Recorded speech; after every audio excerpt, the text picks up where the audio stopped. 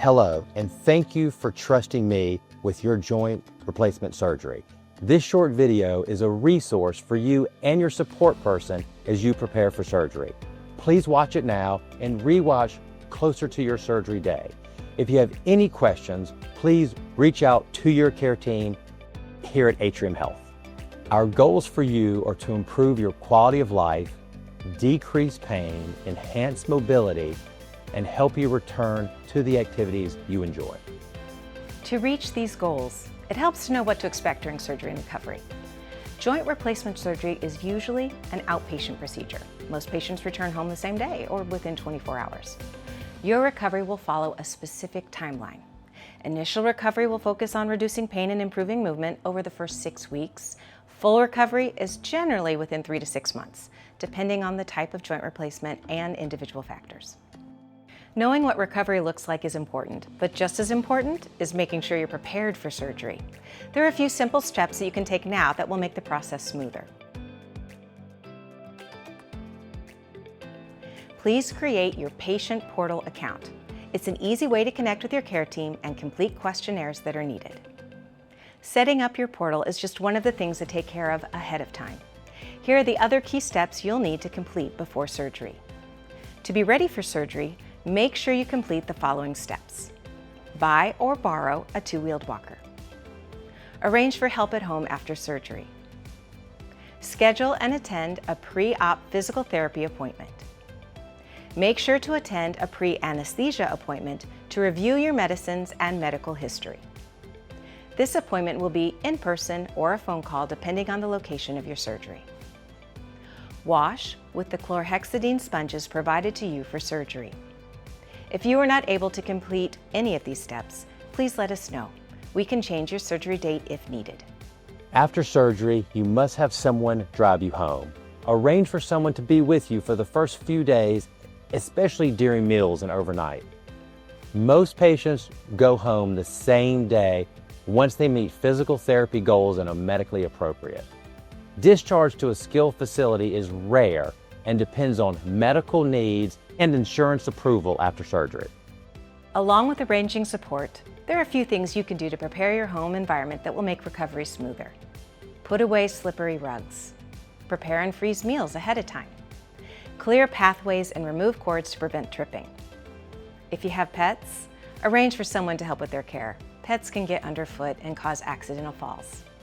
A nurse navigator will call you 1 to 3 weeks before surgery to review your discharge plan and discuss physical therapy options. Most people go into outpatient therapy, but if you need in-home therapy, your nurse navigator will help to arrange that. While your nurse navigator will help guide the process, there are also some important things you'll need to do starting about 4 weeks before surgery. Stop smoking or using nicotine 4 weeks before and 3 months after surgery. It delays healing and increases infection risk.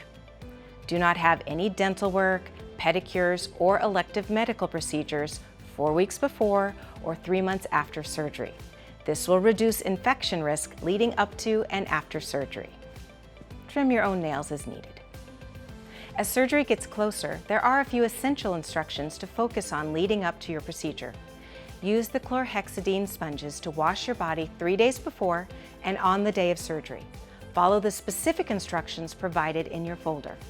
It is also important to notify your care team before surgery if you have any new cuts, rashes, or wounds which may impact your surgery. Lastly, it's important to carefully review the medication instructions you will be given, including which medicines to stop and how many days before surgery to stop taking them. Not following these instructions could result in your surgery being canceled.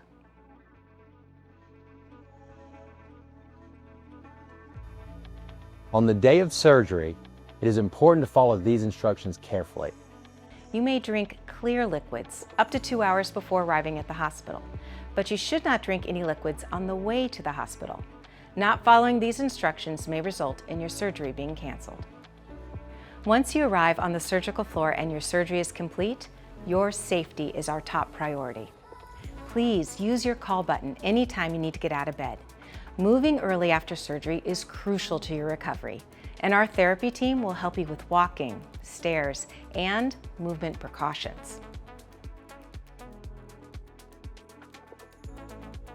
As you start walking and participating in therapy, pain control is important, but some discomfort is expected. Your team will give you a combination of non-narcotics, narcotics as needed, muscle relaxers, and nerve blocks to help keep pain manageable. Aim to keep your pain score below 4 to support healing and sleep. Remember to ask for medicine before your pain level gets high. Along with pain control, quality sleep is important to recovery after joint replacement. While it is common for your sleep cycle to be disrupted after surgery, a regular schedule will help you return to your normal routine. To help with both pain and swelling, cold therapy and elevation are simple but very effective tools.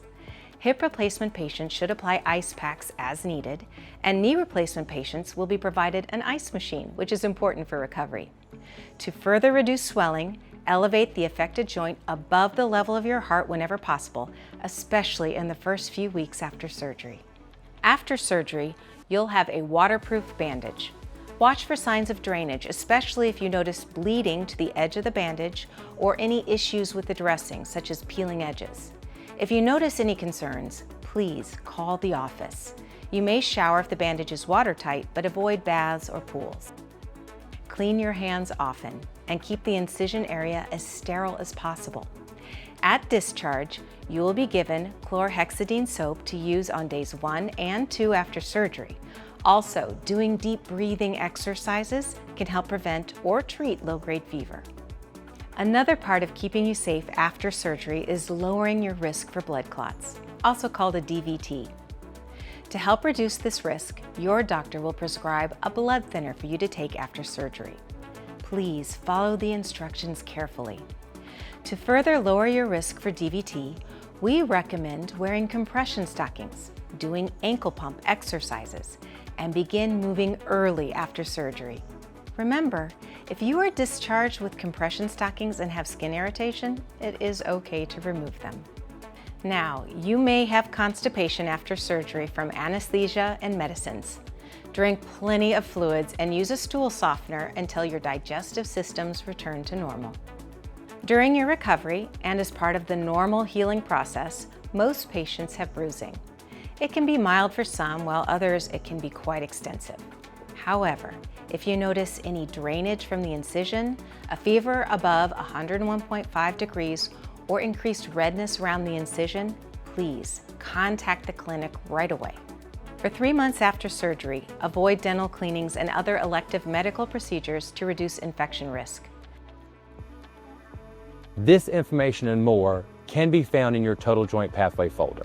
Your care team's contact details are also included. Thank you for watching, and we look forward to helping you on your path to recovery.